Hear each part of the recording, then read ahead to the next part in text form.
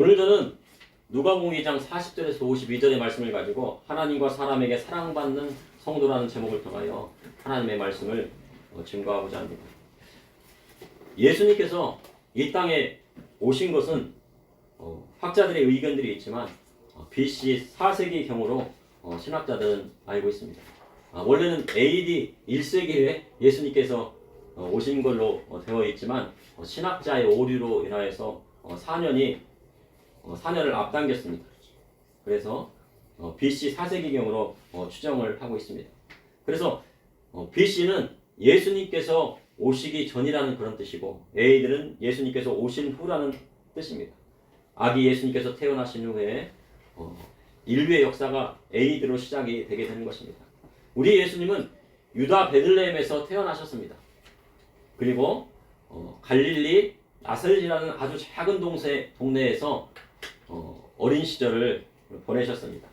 그리고 아버지 요셉과 어머니 마리아를 통해서 이 땅에 오셨습니다. 하지만 아버지 요셉의 씨로 예수님께서 태어나신 것이 아닙니다. 성령으로 잉태하셨습니다. 그래서 예수님은 하나님의 아들이십니다. 천사 가브리엘이 다윗의 동네에 아기 예수님이 탄생하실 것을 전하셨습니다. 아들을 낳으리니 이름을 예수라 하라. 이는 그가 자기 백성을 그들의 죄에서 구원할 자이십니다. 그리고 이사야 7장 14절에 보라 처녀가 잉태하여 아들을 낳을 것이요 그 이름을 임마누엘이라 하리라. 임마누엘은 하나님께서 우리와 함께 계시다. 우리와 함께 계신 하나님이 계신데 그분이 바로 예수님이시다. 그래서 예수님은 우리와 언제나 항상 함께 하시는 하나님이시라고 하는 것입니다. 처녀가 잉태하였으니 예수님은 다윗의 자손이지만 사람의 씨로 된 것이 아니라 성령으로 잉태되신 분입니다. 그렇게 오늘 본문의 40절을 보니 아기가 자라며 강화해지고 지혜가 충만하여 하나님의 은혜가 그 위에 있더라 라고 성경은 기록하고 있습니다. 예수님의 어린 시절에 대해서는 구체적으로 설명되어 있지는 않습니다. 성경에서는. 그런데 이 한 구절 40절의 말씀 아기가 자라며 강하여지고 지혜가 충만하여 하나님의 은혜가 그 위에 있더라. 이 말씀이 예수님의 어린 시절을 대표하는 말씀입니다. 그리고 12살 되던 해에 예수님께서 예루살렘 성전에 가신 그 말씀이 나와 있습니다. 오늘 본문에 보니 아기가 자라며 강하여지고 지혜가 충만하여 하나님의 은혜가 그 위에 있더라. 아기가 자라며 강하여진다는 것은 바로 육체적으로 성장하는 것입니다. 아기가 자라게 되면요, 뼈가 성장하고 키가 자라고 그래서 걷기도 하고 그 다음에 뛰기도 하고 그렇게 됩니다. 그런데 헬라 철학에서는 이분법적인 사고를 갖고 있습니다. 그래서 우리의 몸은 악하고 육체는 악하고 정신은 선한 것이라고 생각하여서 정신적인 어떤 그런 것들만 추구했습니다. 정신적인 어떤 철학들을 생각하고 육체적인 것은 악하다고 생각했습니다. 그래서 사람 중에서는 육체적인 건강함보다는 영적인 것을 더 추구해야 한다고 말을 하기도 합니다. 그러나 오늘 말씀해 보니 아기 예수님께서 자라시면서 강화해졌다고 말씀하고 있습니다.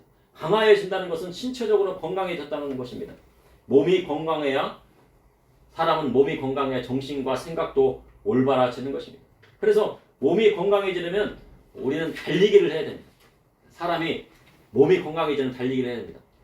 우리나라의 금메달리스트였던 황영조 선수가 인터뷰를 하는 걸 보았는데요. 이 황영조 선수는 다른 사람들이 자기를 달리기 천재라고 하는 것에 대해서 너무나도 그것에 대해서 억울하다고 합니다. 자기는 달리기의 천재가 아니라고 합니다. 왜 천재가 아니냐면 이 황현조 선수는 먹고 자고 하는 일 외에는 항상 뭐 했어요? 달렸다는 거예요. 그래서 사람들은 자기 보러 태어날 때부터 천재라고 하니까요. 자기의 노력과 인내와 그런 것들은 다 무시하고 그냥 달리기 천재였기 때문에 달리기를 잘해서 금메달을 땄다고 얘기하는 것입니다. 그런데 달리기를 하면 뭐가 필요하냐면요. 인내가 필요합니다. 달리려면 인내가 필요해야 돼요. 우리 초등학교 때, 우리 국민학교 때 보면은요. 오래 달리기라는 그런 종목이 있었습니다. 오래 달리기는 단거리 100m가 아니고 1000m를 달려야 됩니다. 그러니까 운동장 3바퀴를 뛰어야 되는데 그것도 뭐 한 5분 안에 들어오는 것이 아니고 한 3분 40초 안에 들어와야 됩니다. 3분 50초나 3분 40초에 들어와야지 합격이 되는 거예요. 그런데 이 오래 달리기를 운동장 3바퀴 한 반 정도로 돌려면요 인내가 필요합니다. 나중에는요 막 그냥 땀이 막 나고 막 그래가지고 막 멈추고 싶어요. 근데 멈추고 싶은데 그때 멈추면 어떻게 됩니까? 못 뜁니다.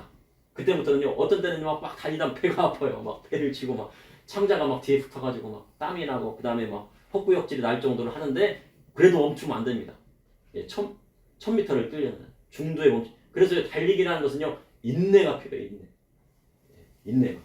그래서 이 뛰는 운동을 하게 되면은 심장이 강화해지고 그리고 이 심장에서 나오는 이 산소가 어디로 가냐면요 뇌로 가게 됩니다. 그래서 이 뇌활동을 뛰어나게 해서 머리를 뛰어나게 하는 것입니다. 그런데 어릴 적부터 운동을 안 하거나 달리기를 안 하고 TV만 보고 게임만 하면 몸이 안 좋아지는 것입니다. 그래서 달리기를 해야 돼요. 어린이들은. 어린이 여러분 뭐를 한다고요? 예, 달리기를 해야 됩니다. 달리기 잘합니까? 저는 언덕 막 올라갈 때 막 헉헉거립니까? 그렇지 않고요. 막 달리기를 해갖고요. 저 언덕도 오르고 산도 오르고 막 할 정도로 해야지 이 심장에서 펌프질을 막 해가지고 이 뇌에 산소 공급을 원활하게 한 다음에 그 다음에 공부를 잘하게 되는 거예요. 왜냐하면 공부는요 인내를 해야 되거든요. 예. 사람이 태어날 때부터 천재도 있지만 대부분의 사람은 천재가 아니에요. 그래서 천재가 아닌데 공부를 잘하는 이유는 뭡니까? 예, 노력을 하기 때문이고요. 의자에 앉아가지고 인내하는 거. 10분 앉아있는데 엉덩이가 막 들썩거리고 그러면 안 됩니다. 예. 황현조 선수 몇 킬로를 뛰었어요? 42.195kg를 뛰었어요. 근데 그 뛰다가 쉬었습니까? 한 번도 안 쉽니다. 안 쉬고 49.195kg를요 계속 달려야 돼요. 그것도 꾸준한 속도로. 그래서 마지막에 다 하는 거예요. 그것처럼요 이 달리기에는 인내가 필요한 거예요. 그래서 어릴 적부터 한 가지 운동을 꾸준히 해야 좋다고 합니다. 그래서 운동을 잘하는 사람들이 나중에 고등학교, 대학교에 가서도 그 체력을 바탕으로 공부를 잘하게 된다는 것입니다.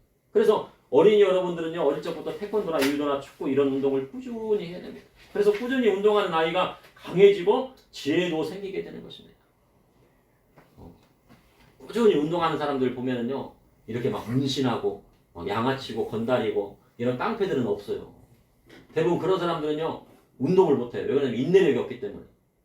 대부분 보면은요 관장님 보면은 뭐 문신하거나 그런 분들 있습니까? 그렇지 않죠. 다 뭐 태권도 관장님을 보면은요 다 항상 몸도 바르지만 그리고 또 마음도 바르고 예절도 깍듯해. 왜냐면 인내하기 때문에. 인내하고 견디고 이겨내야지 태권도도 따고 단도 따고 그렇게 하는 겁니다. 꾸준히 운동해야 돼요. 그래서 꾸준히 운동하면 아이가 강화해지고 지혜도 생기게 되는 것입니다. 그래서 예수님은 자라면서 심령이 강해졌다고 성경은 기록했어요. 예수님께서 어떤 분들은 허약하다고 막 말씀하시는 분들 있어요. 예수님은 태어날 때부터 허약하셔가지고 성경 읽기만 좋아하시고 하다가 나중에 이렇게 했다. 그게 아니고요. 예수님께서는 어떻게 해요? 태어나셔가지고 자라면서 강해진 거예요. 심령도 강하고 정신도 강하고 생각도 올바르시고 그래서 지혜가 충만하신 거예요. 그리고 하나님께서 함께 하셨어요. 지혜는 아기 예수님은 자라면서 지혜가 충만해졌다고 성경은 기록하고 있습니다. 지혜는 지식이 있어야 지혜가 오는 것입니다. 지식이 없으면 지혜가 오지 않습니다. 그런데 지식이 있다고 다 지혜가 오는 것은 아닙니다. 특별히 그렇지만은 하나님을 아는 지식이 있어야 지혜가 오는 것입니다. 하나님을 아는 지식이 있어야 그것을 생활 속에 적용시켜서 지혜가 오게 되는 것입니다. 그래서요 어릴 적부터요 성경을 많이 읽어야 됩니다. 성경은요 세상의 모든 정치, 군사, 역사, 문화가 함축되어 있어요. 그런데 우리가 특별히요 뭐를 읽어야 되냐면 신약 성경도 많이 읽어야 되지만 구약 성경도 꼭 읽어야 돼요. 세상의 정치를 보려면요 뭐를 봐야 돼요? 구약 성경을 봐야 돼요. 저기 북한에 있는 김정은 정권이 4대를 갔는데 5대까지 갈까? 그리고 구약 성경을 보면 나와 있어요. 악한 정권이 4대를 가는 정권이 없었어요. 그죠? 외부 정권도 몇 대 갔어요? 4대 갔어요. 그러면은 저기 아합의 집안 오므리 왕조 몇 대 갔습니까? 예? 얼마 못 갔어요. 4대를 못 갔어요.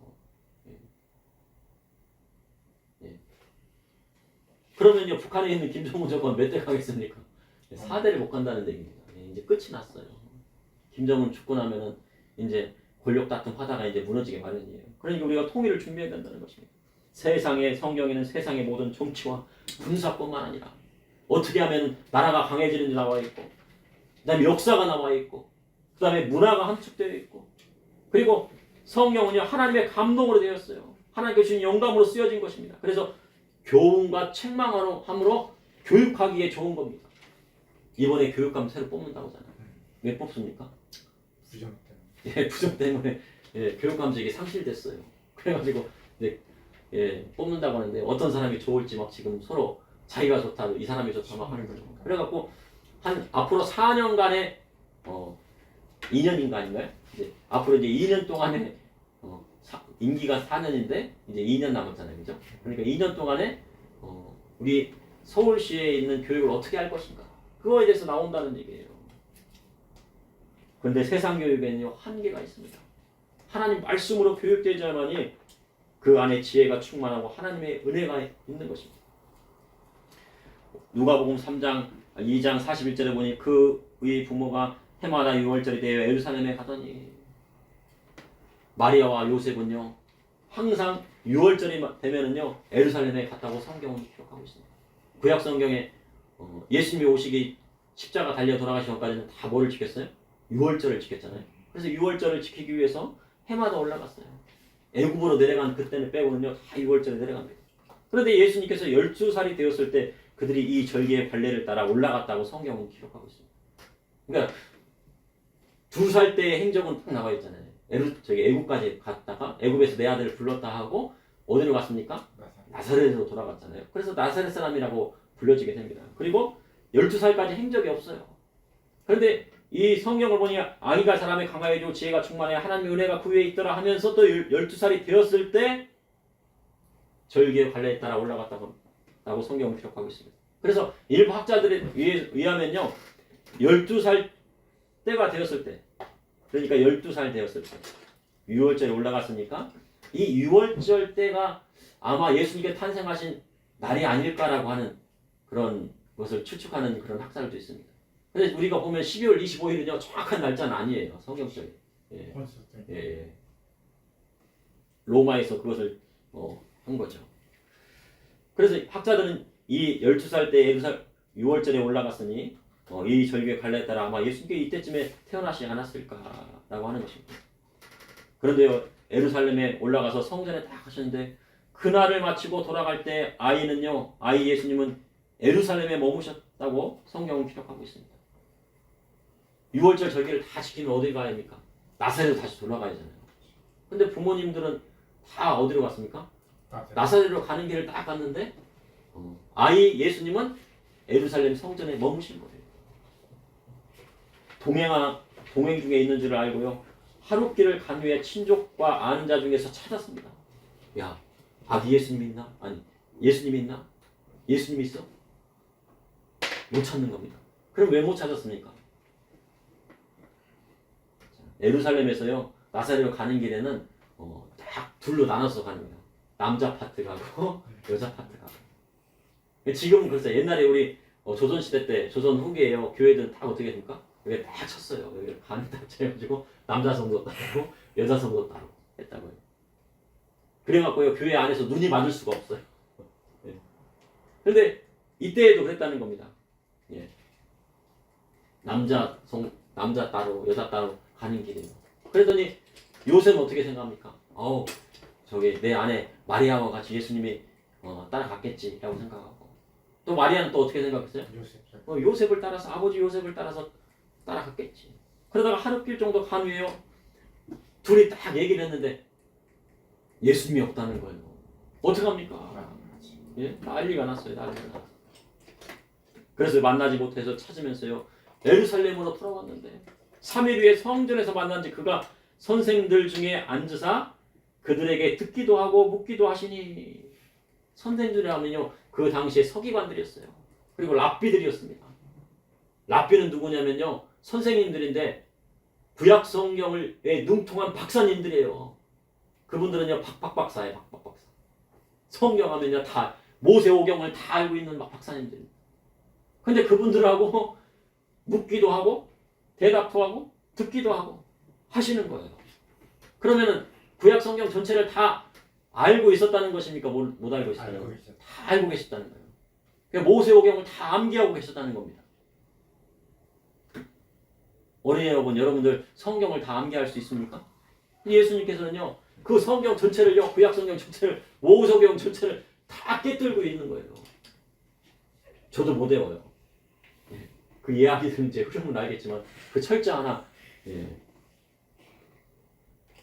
듣기도 하고 하시며 묻기도 하시니 듣는 자가 다 그 지혜와 대답에 놀랍게 여기더라 하는 것입니다. 예수님은요 그 말씀만 구약 성경에 있는 하나님 말씀만 한 것이 아니고 그 말씀도 풀어서 해석할 줄도 알고 그리고 또 그거에 대해서 묻기도 하고 또 답변도 하고 하는 겁니다. 그래서요 우리나라 교육은 암기식 교육이에요. 무조건 다 외웁니다. 획일적으로 모든 것을 다. 그러나 유대인들의 교육, 탈무드에서 나오는 그런 교육은 어떻게 해요? 묻고 대답하고. 랍비가 어떻게 해요? 물어요.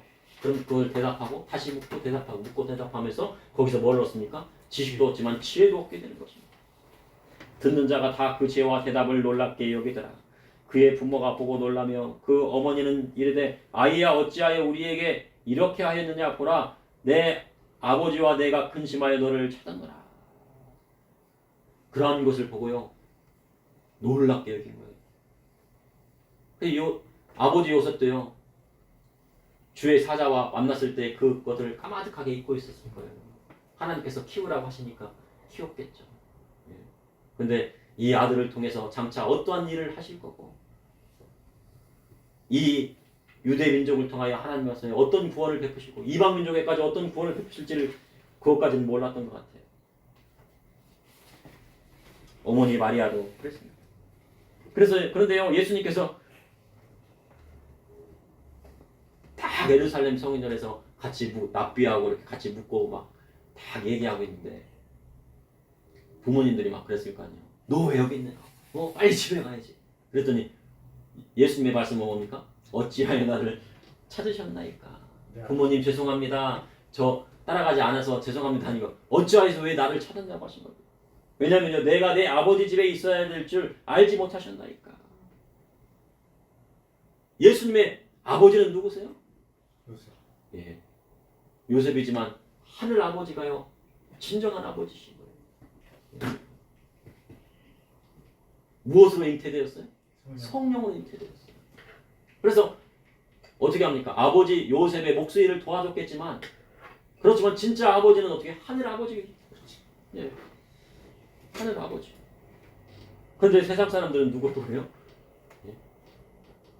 요셉이 진정한 아버지라고 그렇게 하고 이야기를 합니다.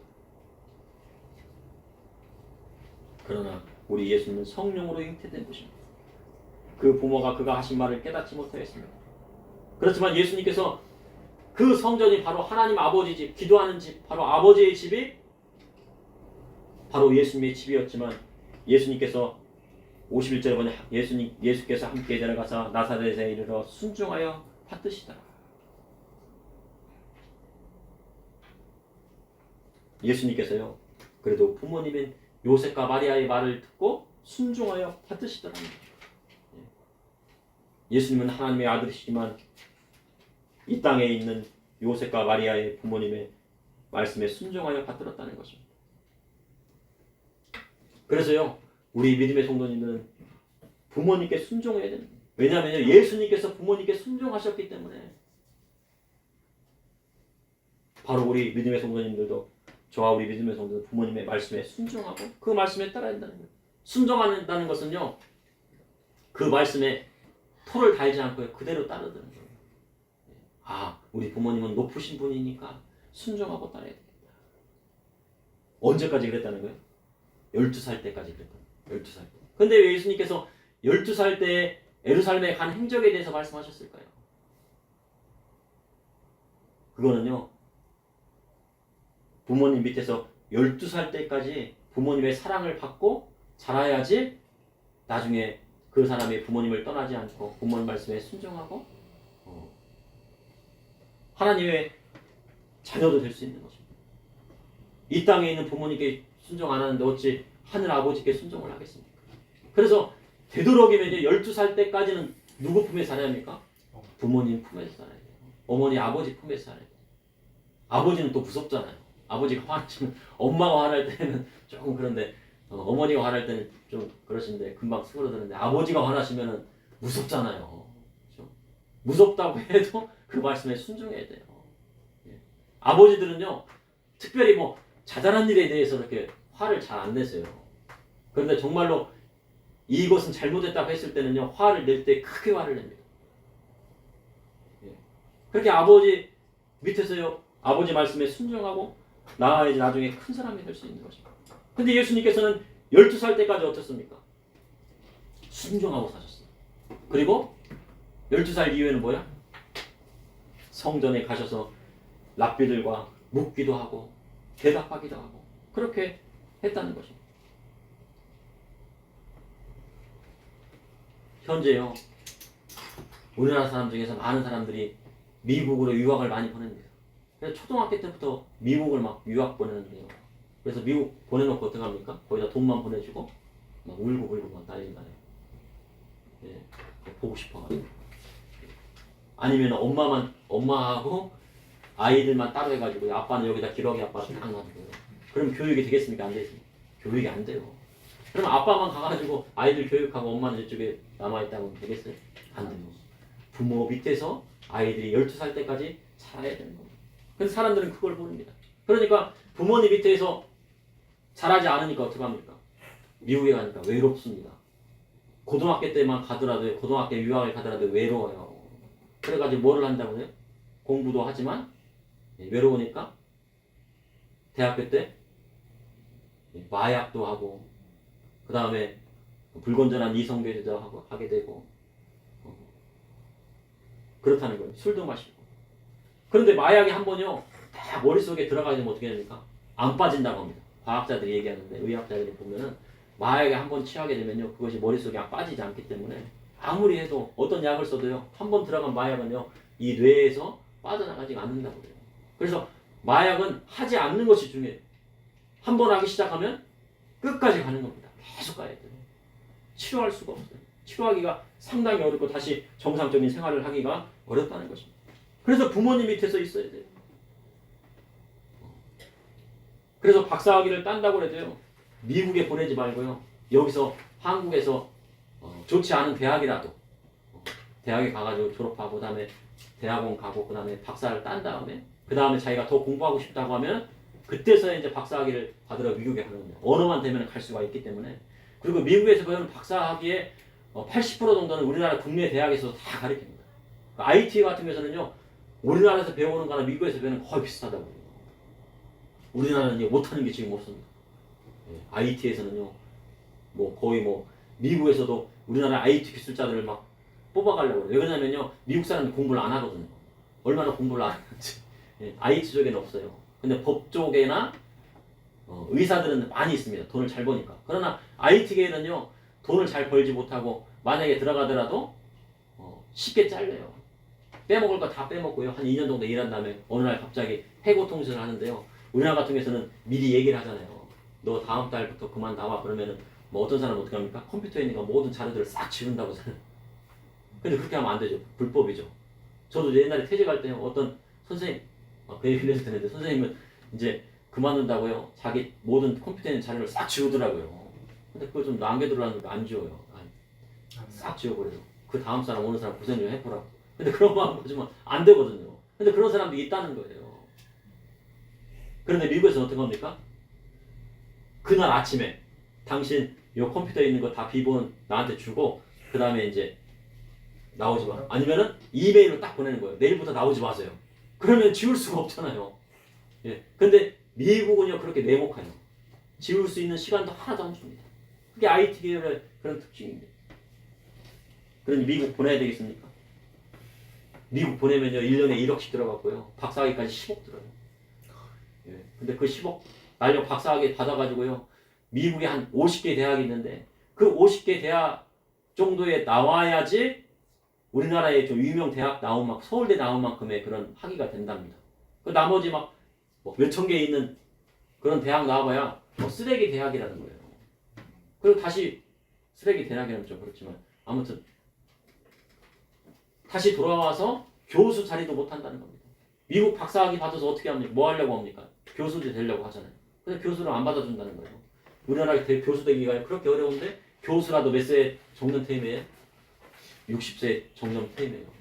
나가야 됩니다. 그러면 120세까지 살았는데 60년 동안 뭐 하고 살 겁니까? 그래서 박사학위를 받아야 한다는 겁니다. 어린 여러분 뭐를 받으라고요? 네, 박사학위 하나만 받는 게 아니고 박박박사를 받아야 돼요. 여러 가지로. 그리고 자기가 하기 싫은 공부라도 열심히 해야 된다는 겁니다. 네. 저도 음악을 전공했어요. 늦게 시작했죠, 고3 때. 그래갖고 좀 늦게 들어갔습니다. 너무 막 음악이 하고 싶더라고요. 신학교 갔다가 다시 나와서 다시 음악대학에 들어갔는데 너무 공부하고 싶어가지고 노래도 막 열심히 하고 그래가지고 처음에는 이제 등록금 내고 들어갔지만 첫 번째 학기에 1등을 했더라고요. 그래서 1등 장학금을 받았어요. 왜냐면 4년 저보다 더 1등한 애가 있었는데 걔는 4년 장학생이라 걔는 1등에 대한 소용이 없어요. 그래가지고 제가 이제 그 다음 차석으로 이제 1등이 돼갖고 거의 뭐 전액 장학금을 받았습니다. 근데 그 뒤부터 딱 보니까요, 야, 내가 공부 안 했는데 공부를 하니까 되는구나. 내가 그 뒤부터 계속 장학금을 받았어요. 2등 장학금도 받긴 했는데 거의 대부분 1등 장학금을 받았습니다. 그런데 나중에 음악을 전공하고 또 서울에 와서 또 음악을 하고 또 장학금을 받았지만 음악을 통해서 먹고 살 수가 있습니까? 제가 먹고 살 수가 없다는 겁니다. 네. 요즘 신학을 해도 먹고 살 수가 있습니까? 신학을 해도 먹고 살 수가 없대요. 네. 그래서요, 전도사님이 다 어디 갔어요? 저 대리운전하고 있대요. 대리운전 해갖고 막 술 취한 사람들 실어 날르는데 그래서 어떤 목사님이 그러시더라고요. 먹고 살려니까 어떻게 합니까? 성도들도 없고 되는 게 안 되는데 먹고 살려면 대리운전해도 해야지 그러더라고요. 신학을 해도 먹고 살기가 어렵고 음악을 해도 먹고 살기가 어렵고 의사들도 이제 먹고 살기 어려울게 생겼어요. 이제 의사들을 많이 뽑겠대. 근데 의사들은 먹고 살 수 있겠죠. 그러니까 의사들을 막 2,000명씩 증원하면 의사들이 뭐 한다는 얘기입니까? 먹고 살 수가 없다는 얘기예요. 예. 2억 벌 거 1억도 못 번다는 얘기예요. 그러니까 안 된다고 막 지금 난리가 난 겁니다. 그러니까 앞으로 먹고 살기는 더 어려워요. 그래서 다양한 거를 공부해야 돼요. 예. 신학뿐만 아니라 음악도 해야 되고요. 운동도 해야 되고. 운동도 하려면 어떻게 하라고 할까요? 예. 끝까지 하라고 끝까지. 예. 뭔가 이렇게 남을 가리킬 수 있는 자기 뭐 태권도를 해도요. 한 4단 정도는 따가지고 남을 가리킬 수 있을 정도는 해야 되고 대학 안 나와도 가리킬 수 있을 정도. 음악을 해도 야 내가 기본적으로 남을 가리킬 정도는 해야 되겠다. 예. 음악을 하면 작곡 정도를 할 수 있을 정도 기본적으로 조그만 복음서 가지고 그런 것까지는 해야지 된다는 거예요. 여기 보니까 예수께서 함께 내려가서 나사렛에 이르러 순종하여 받으시라. 그 어머니는 이 모든 말을 마음에 드니라. 그 어머니는 어떻게 했다는 겁니까? 모든 말을 마음에 듭니다. 어머니는요 아기들의 어릴 적 모습을 다 마음에 담고 있습니다. 그래갖고 어린 적 유치원에 가가지고 어린 시절에 갔던 거 막 이런 수첩 같은 걸 막 무슨 이런 뭐 그림 같은 이런 걸 막 쌓아놔요. 아니 버렸으면 좋겠는데 저거 곰팡이 나가지고 언제 쌓여? 근데 어머니들은 뭐합니까? 어릴 적 대뇌 쪼고리도요. 야 그것도 하나 어릴 적 그거를 막 다 그리고 어릴 적 했던 행동 어릴 적 막 처음에 말 터졌을 때 따다다다다 하더라. 뭐 아빠 먼저 했니 엄마 먼저 했니 뭐 그런 것들 다 마음에 두고 얘가 어렸을 때 뭐를 했는데 야 그림을 잘 그리더라. 그런 것들 다 뭐예요? 하고 나중에 마음에 두었다가 나중에 얘가 앞으로 갔을 때 뭐 하는 거예요? 얘기를 해주는 거예요. 넌 어떤 사람이 되거라. 어떻게 하거라. 아브라함 링컨이 어머니가 말씀해 주신 일찍 돌아가셨잖아요. 어머니가 주신 뭐를 품고 있었어요? 오래된 성경을 품고요. 그것을 읽고 또 읽고 하다 보니까 나중에 어떻게 했습니까? 노예 해방을 시켰어요. 정말 위대한 일을 했잖아요. 예, 흑인들의 노예 해방을 시키고 남북 정전을 통해서 승리를 이끌었잖아요. 그래서 미국을 올바로 세운 겁니다. 누가복음 3장 52절에 예수는 지혜와 키가 자라며 하나님과 사람에게 더욱 사랑스러워 가시다. 다 같이 합독하시겠습니다. 누가복음 3장 52절. 예수는 지혜와 키가 자라가며 하나님과 사람에게 더욱 사랑스러워 가시다. 예수님은요 키가 크셨어요. 이제 키가 점점 자라기. 몇 센치까지 크셨는지 모르겠는데 어린 여러분들도 키가 큽니까 안 큽니까? 예? 커잖아요. 키가 어떻게 됩니까? 130, 그 다음에 130, 140이에요? 138, 그 140, 그 다음에 120이요. 이제 130, 140 정도 이제 되겠네요, 그죠? 앞으로. 그런데 예수님은요 키만 자라신 것이 아닙니다. 키가 자라면서 또 뭐도 자랐다고요? 지혜도 자라는 겁니다. 지혜도 자라야죠. 그래서 많은 사람들이 이끌 수 있는 리더십도 생겨야 돼요. 다른 친구들한테 막 올바른 길로 인도할 수 있는 리더십도 생겨야 돼요. 키만 크는 것이 아니에요. 덩치만 크고 키가 컸는데요. 지혜가 없으면 어떻게 됩니까? 안 돼요. 키가 자라고 지혜가 있어요. 그리고 지혜와 키가 자랐는데 그것만 있어도 안 돼요. 뭐가 있어야 된다고요? 사랑. 하나님께 사랑받아요. 하나님께 더욱 사랑받아야 되고 하나님께만 사랑받으면 됩니까? 교회만 나왔고요. 이 교회에서 막 어르신들한테 막 칭찬만 받고 밖에 나가서 학교에 가서 선생님한테 막 혼만 나고 막 그러면 되겠습니까? 안 되죠. 뭐도 받아야 돼요? 사람에게도 더욱 사랑스러워져 가야 돼요. 야, 얘 정말 이런 애가 어디 있니? 정말 하나님 말씀대로 잘하는구나. 그리고 또 어떻게 합니까? 야, 요즘 보기 힘든 청년이구나. 야, 이런 애 참 사위 삼으면 좋겠다. 아니면 며느리 삼으면 좋겠다. 할 정도는 돼야지 믿음의 성도가 되는 겁니다. 그런데 예수님은 그 모든 것들에 합당한 사람이었다는 거예요. 하나님께 사랑받는 것뿐만 아니라 사람에게도 더욱 사랑스러워 가시더라고 말씀하신 거죠.